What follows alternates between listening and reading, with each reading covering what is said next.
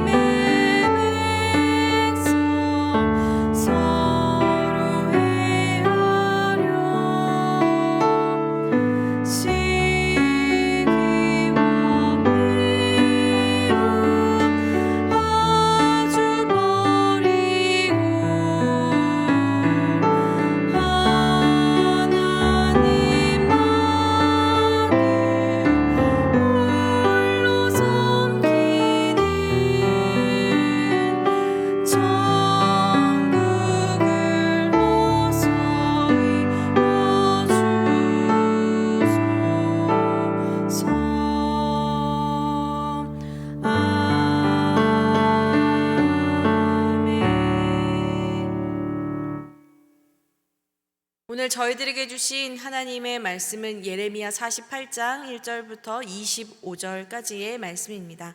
함께 말씀을 읽겠습니다.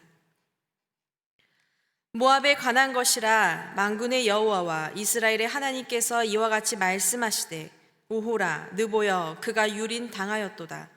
기럇아임이 수치를 당하여 점령되었고 미스갑이 수치를 당하여 파괴되었으니 모압의 찬송 소리가 없어졌도다. 헤스본에서 무리가 그를 해하려고 악을 도모하고 이르기를 와서 그를 끊어서 나라를 이루지 못하게 하자 하는도다. 만맨이여 너도 조용하게 되리니 칼이 너를 뒤쫓아가리라. 호로나임에서 부르짖는 소리여 황폐와 큰 파멸이로다. 모압이 멸망을 당하여 그 어린애들의 부르짖음이 들리는도다. 그들이 루잇 언덕으로 올라가면서 울고 호로나임 내리막길에서 파멸의 고통스러운 울부짖음을 듣는도다. 도망하여 내 생명을 구원하여 광야의 노간주 나무같이 될지어다. 내가 내 업적과 보물을 의뢰함으로 너도 종복을 당할 것이요 그모스는 그의 제사장들과 고관들과 함께 포로되어 갈 것이라. 파멸하는 자가 각 성읍에 이를 것인즉 한 성읍도 면하지 못할 것이며 골짜기가 멸망하였으며 평지는 파멸되어 여호와의 말씀과 같으리로다. 모압의 날개를 주어 날아 피하게 하라. 그 성읍들이 황폐하여 거기에 사는 자가 없으리로다. 여호와의 일을 게을리 하는 자는 저주를 받을 것이요 자기 칼을 금하여 피를 흘리지 아니하는 자도 저주를 받을 것이로다. 모압은 젊은 시절부터 평안하고 포로도 되지 아니하였으므로 마치 술이 그 찢기 위에 있고 이 그릇에서 저 그릇으로 옮기지 않음 같아서 그 맛이 남아있고 냄새가 변하지 아니하였도다. 그러므로 여호와께서 말씀하시니라. 날이 이르리니 내가 술을 옮겨 담는 사람을 보낼 것이라. 그들이 기울여서 그 그릇을 비게 하고 그 병들을 부수리니 이스라엘 집이 베델을 의뢰함으로 수치를 당한 것 같이 모압이 그못으로 말미암아 수치를 당하리로다. 너희가 어찌하여 말하기를 우리는 용사요 능란한 전사라 하느냐. 만군의 여호와라 일컫는 왕께서 이와 같이 말하노라. 모압이 황폐하였도다.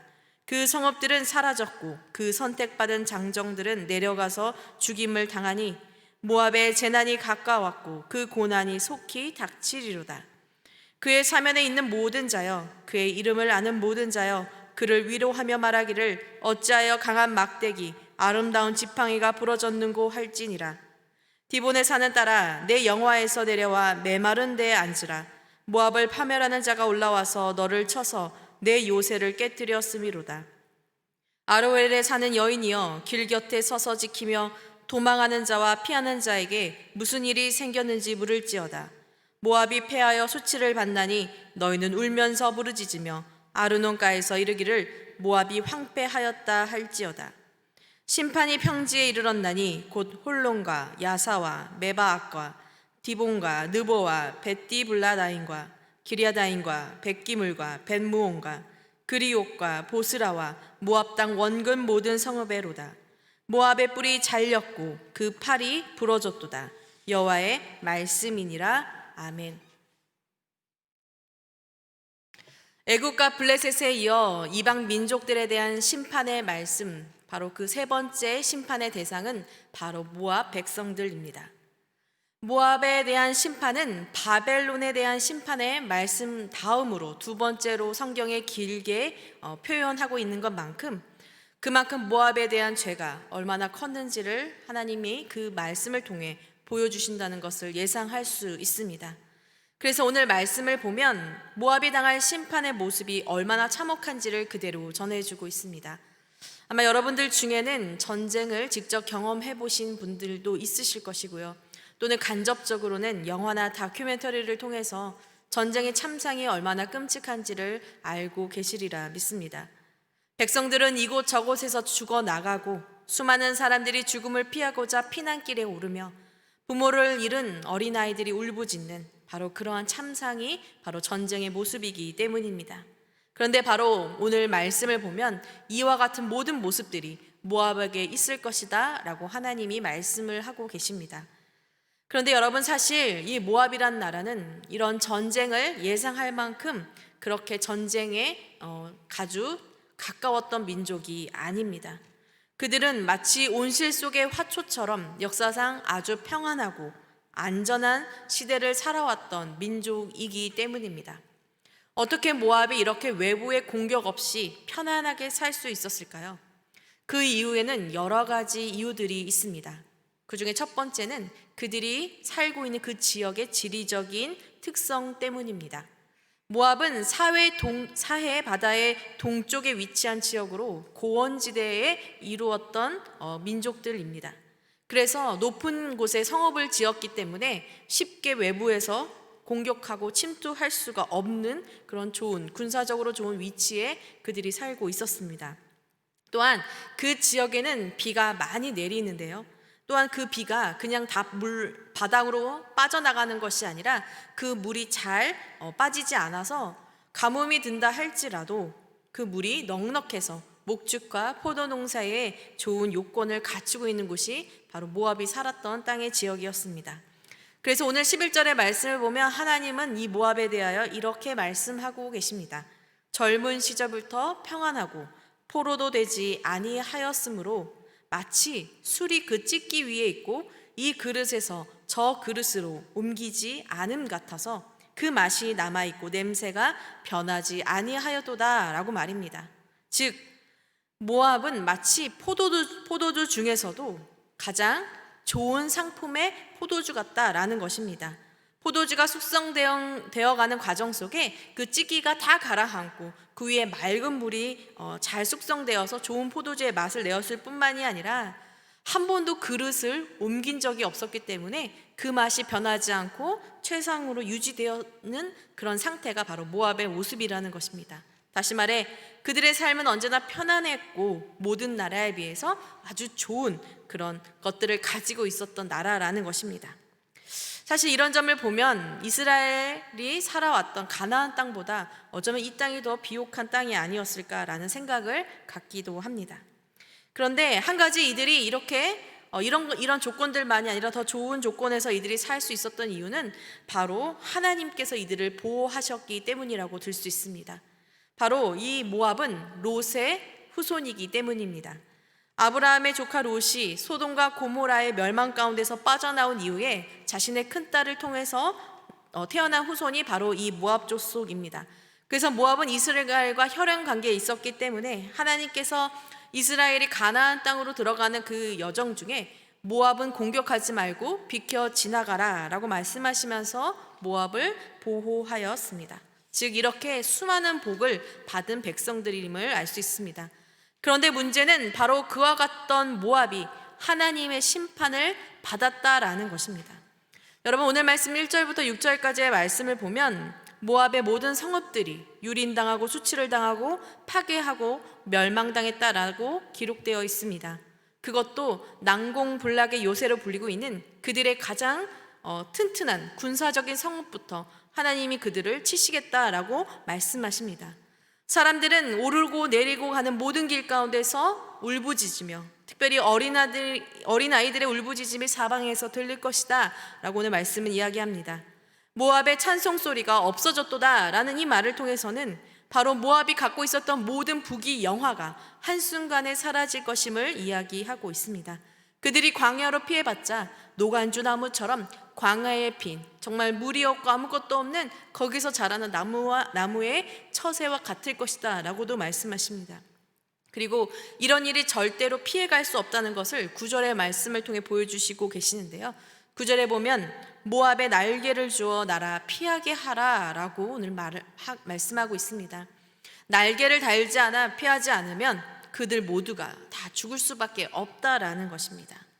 또한 하나님께서는 10절에 이 모압을 심판할 대상으로 쓴 이 바벨론에 대하여 이렇게 이야기합니다. 여호와의 일을 게을리하는 자, 자기 칼을 금하여 피를 흘리지 아니하는 자에게도 저주가 임할 것이다 라고 말입니다. 즉 하나님께서 겉으로 보기에는 바벨론이 모압을 치는 것처럼 보이지만 이 일은 바로 여호와 하나님의 일이며, 이 일을 게을리하는 자에게는 하나님이 그에게 저주를 내리신다라는 말을 통해 반드시 모압을 심판하라라는 말씀을 하고 계신 것입니다. 하나님은 이스라엘과 유다만이 아니라 어제와 그저께의 말씀을 빌어 이 이방 민족들까지도 하나님은 심판하시겠다라고 말씀하십니다. 그렇다면 여러분, 왜 갑자기, 아니 어쩌면 이미 이전부터 계획되어 온 것일 수도 있지만 하나님께서 이들을 심판하고 계십니까? 오늘 이 말씀에서 가장 중요한 것은 하나님이 모압을 심판하시는 이유에 대한 것입니다. 그 이유에 대해서 오늘 7절의 말씀에는 두 가지 이유를 보여주고 있습니다. 제가 7절의 말씀을 대신하여 읽겠습니다. 내가 내 업적과 보물을 의뢰함으로 너도 정복당할 것이라. 그모스는 그의 제사장들과 고관들과 함께 포로되어 갈 것이라. 하나님이 말씀하신 모압이 심판받는 첫 번째 이유는 바로 그들이 자신들의 업적을 의뢰했기 때문이다 라고 말하는 점이 있습니다. 여기서 모압의 업적은 바로 난공불락의 요새입니다. 그 누구도 뚫을 수 없을 것이다 라고 했던 그들이 갖고 있었던 그 모든 군사적인 힘, 바로 이것을 의뢰한 그들의 자만심이 심판의 멸망, 즉 멸명의 원인이라 라고 말한 것입니다. 또한 그들은 자신들이 가지고 있었던 보물을 의뢰했습니다. 언제나 땅에서 풍부하게 얻을 수 있었던 그 모든 것, 그들의 부유함이 바로 그들을 지켜줄 수 있을 것이라 확신하였던 것입니다. 그래서 그들은 이 모든 것이 결국 자신들이 스스로 노력하여 얻은 것이라 확신했기에 그들은 하나님을 바라보지 않았습니다.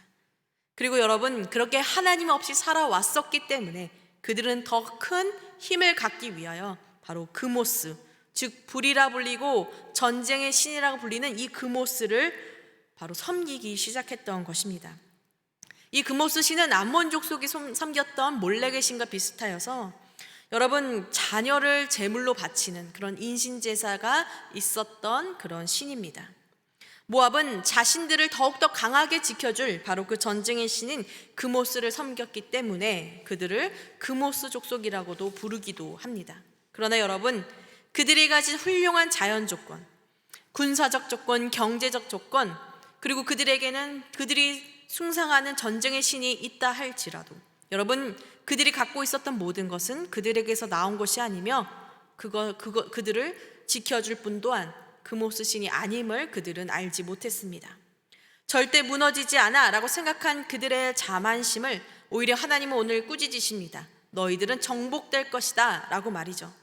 우리는 용사다, 능란한 전사다 라고 자만했던 그들에게 25절의 말씀을 보면 모압의 뿔이 잘렸고 그의 팔이 부러졌도다 라고 말하고요. 사방 이방 나라에서 그들을 향해 그들이 강한 막대기와 아름다운 지팡이가 부러졌도다 라고 말하며 위로할 것이다 라고 이야기합니다. 그러면서 하나님이 이렇게 말씀하십니다. 13절에 이스라엘 집이 베델을 유래함으로 수치를 당한 것 같이 모압이 그못으로 말미암아 수치를 당하리라 라고 말입니다. 저는 이 말씀이 너무나도 중요하다고 믿습니다. 지금 하나님은 바로 모압의 죄와 심판을 통해 이스라엘의 모습을 보여주고 계시고요. 또 이 두 나라를 통해 사실은 저와 여러분, 우리들의 모습을 보여주고 계시기 때문입니다. 그래서 이 두 나라는 우리들에게 그저 다른 나라의 이야기가 아니라 바로 우리의 모습, 우리의 이야기를 보여주고 있다는 것입니다. 하나님이 이스라엘과 뗄래야 뗄 수 없는 관계이듯 또한 이 모압도 하나님과 뗄래야 뗄 수 없는 사람들이었습니다. 그러나 여러분 어떻습니까? 관계가 깊다 할지라도 여러분 그들은 하나님을 바라보지 않았습니다. 그런데 이 모습이 우리와도 같습니다. 하나님의 돌보심과 사랑 안에, 은혜 안에 구원을 받았으나 여전히 우리들의 모습 안에서도 이들과 같은 모습이 있기 때문입니다. 저는 모압의 모습이 오늘날 세상을 살아가는 사람들의 모습과 같다 여깁니다. 이 세상의 모든 사람들이 사실은 모압이 소유했던 그 두 가지를 얻기 위하여 달려가고 있기 때문입니다. 모압이 그토록 그들이 자랑스럽게 생각했던 업적과 보물, 사실 오늘날로 말하면 우리들에게는 성공과 돈이 아닐까 생각합니다. 성공과 돈을 원한다라고 단도직입적으로 이야기한다면 마치 내가 너무 속물 같아 보이지만 사실은 그렇지 않습니다. 사실 알고 보면 우리 모두는 다 이것을 얻기 위해 노력하며 살아가고 이것이 바로 우리들이 최종으로 얻어야 할 꿈이라고 믿고 있기 때문입니다. 나이가 들면서 우리는 무엇을 자랑합니까? 내가 지금까지 무엇을 하였나? 얼마만큼 사람들이 보기에 부러울 만한 업적을 내가 쌓고 있는가? 내가 얼마만큼의 재산을 모았는가이지 않습니까? 또한 그런 것들로 평가하는 이 세상에 나 역시 함께 발맞추어 가고 있지는 않습니까? 우리 역시 그러한 마음으로 사람들을 바라보며 그가 얻은 업적과 그가 가진 재산을 바라보며 그 사람을 평가하지는 않습니까? 속물 같아 보여도 한꺼풀만 벗기면 저를 비롯한 우리 모두는 다 이것을 원하고 있습니다. 세상에 흔들리지 않는 내가 되기 위해 이것들을 얻기 위해 달리고 또 그것을 의뢰합니다. 이것만이 나를 강하게 해주고 무너지지 않게 해주기 때문에 우리는 이것이 있어야 한다라고 말하고 있는 것입니다. 그래서 여러분 이것에 대한 욕구가 더 강해지면 결국 그것은 우리들에게도 그모스 신이 되는 것입니다.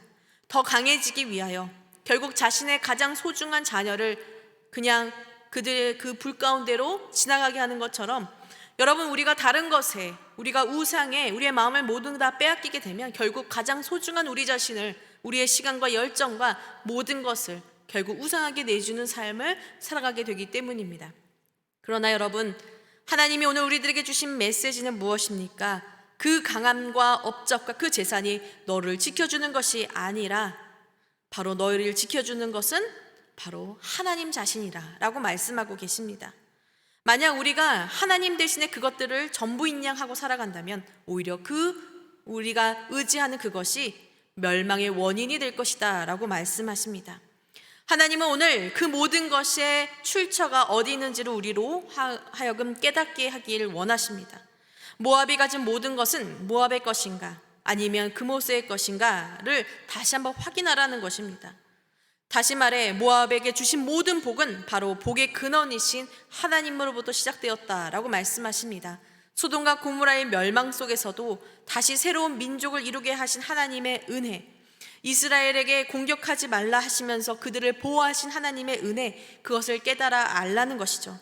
그러나 여러분 그들은 하나님을 의뢰하지 않고 결국 더 큰 악을 향해 내달리자 마치 모래 위에 지은 집이 다 부서져 버리는 것처럼 질 좋은 포도주가 담겨 있었으나 결국 그 그릇을 다 비워버리고 그 병을 깨뜨리심으로 이들을 심판하시겠다라고 말씀하십니다. 예수님께서 어리석은 부자에 대해 말씀하신 적이 있습니다. 곡식을 쌓아둘 곳이 없어서 더 큰 곡간을 지으려고 했던 부자에게 하나님은 이렇게 말씀하십니다. 오늘 밤 내 영혼을 찾으리니 이것이 누구의 것이 되겠냐라고 말입니다. 아무리 복이 많아도 복의 근원이신 하나님을 의뢰하지 않는 사람은 결국 그 모든 것이 모래처럼 우리의 손가락 사이로 다 빠져나가게 된다는 것을 말씀하고 계십니다. 여러분, 우리가 잡겠다고 한들 이것은 잡아지는 것이 아닙니다. 하나님이 우리의 인생을 붙잡고 인도하실 때 또한 그 하나님을 우리가 의뢰할 때만이 우리 역시 하나님 안에서 견고한 집을 세울 수 있게 되는 줄 믿습니다. 모압의 결국은 바로 우리들의 자만의 결과의 모습이고 우리 안에 감추어진 비밀의 욕망의 결과일 것입니다. 사랑하는 여러분, 우리는 모압처럼 많은 돈을 가진 적도 없고 어쩌면 많은 성공을 가진 적도 없을지 모릅니다. 그러나 여러분, 이미 우리에게 주어진 모든 것이 하나님이 허락하신 나의 은혜임을 안다면 우리는 우리가 가진 것의 크기가 작던 많던 크던 이 복이 하나님께로 왔음에 감사하며 더욱더 하나님을 의뢰해야 하는 줄 믿습니다. 저는 하나님을 의뢰하는 방법 그 중에 3가지를 여러분과 나누고자 합니다. 첫 번째는 우리에게 가진 모든 것에 감사한 것입니다. 그 어느 것도 하나님에게서 나오지 않은 것이 없음을 우리는 매일매일 고백해야 합니다. 두 번째로는 그 복을 바로 하나님의 방법으로 다른 사람에게 흘려보내는 것입니다. 하나님이 나에게 주신 아주 작은 것이라 할지라도 그것을 나에게 주셨다면 그것은 하나님의 안에서 아름답게 쓰이라고 주님의 덕을 끼치라고 주신 주님의 축복의 통로인 줄 믿습니다. 오히려 이것을 우리가 사용할 때, 주님의 방법으로 흘려보낼 때 하나님은 우리의 빈자리에 더 큰 하나님의 축복을 채우실 줄 믿습니다. 세 번째, 여러분, 우리가 갖고 있는 그 복에 노예가 되지 않기를 원합니다. 여러분, 노예를 삼는 순간, 내가 노예가 되는 순간 결국 그것이 우리의 금오수신이 될 것이기 때문입니다. 매일 내 삶이 무너지지 않기 위해 걱정하며 살아가는 바로 우리들의 마음에 오늘 주님은 너의 삶의 방향과 목적과 내가 정말로 꿈꾸고 의뢰해야 할 분이 누구인지에 대하여 다시 말씀해 주고 계십니다. 다만 너희는 그의 나라와 그의 의를 구하라. 그리하면 이 모든 것을 너희에게 더하시리라 라고 말씀하신 이 예수님의 말씀을 기억하며 오늘도 이 말씀을 나의 나침반으로 삼고 오직 하나님만 의뢰하는 지혜로운 백성, 주님의 복된 백성이 되는 저와 여러분이 되시기를 주님의 이름으로 기도합니다. 이 시간 함께 기도하겠습니다. 사랑의 하나님, 감사를 드립니다. 저희들이 갖고 있는 모든 것이 하나님이 우리에게 허락하신 모든 축복임을 믿습니다. 하나님을 잃어버리고 하나님을 기억하지 못할 때는 하나님 이것이 복인지 모르고 우리는 더 많은 것을 가지고자 또는 내게 더 많은 것이 없다 불평하며 하나님을 원망하고 의심할 때가 더 많은 것 같습니다. 그러나 하나님, 오늘 우리들에게 말씀해 주신 것처럼 이미 나에게 주신 복에 감사하고 그 복을 하나님의 뜻 가운데 사용하며 하나님을 온전히 의뢰할 때 하나님은 우리의 모든 삶을 이끌어 주실 뿐만이 아니라 우리를 견고하게 세우시는 하나님임을 다시 한번 깨닫습니다. 하나님, 사랑하는 만나의 모든 성도님들의 삶이 하나님을 의뢰하는 하나님 중심의 삶을 살아갈 수 있도록 인도하여 주시옵소서. 헛된 것에 이끌려 이 세상의 가치관에 따라 살아가는 것이 아니라 주님의 나라와 의를 구하는 삶을 내 삶의 1번으로 두고 살아가는 우리 모두가 될 수 있도록 주님 인도하여 주시옵소서. 오늘도 흩어져 있는 성도님들의 삶의 건강과 하나님 모든 삶을 주관하여 주시고 아픔 중에 있는 탁길성 권사님, 사무엘 성도님 위해 주님 치료와 위로와 평안에 하나님이 함께하여 주시옵소서. 하나님 또한 선교사님들 사역 위에 하나님 어려움 중에서도 하나님 도움의 손길을 주시고 복음의 씨앗이 널리 뿌려질 수 있도록 주님 인도하여 주옵소서. 예수님의 이름으로 기도합니다. 아멘.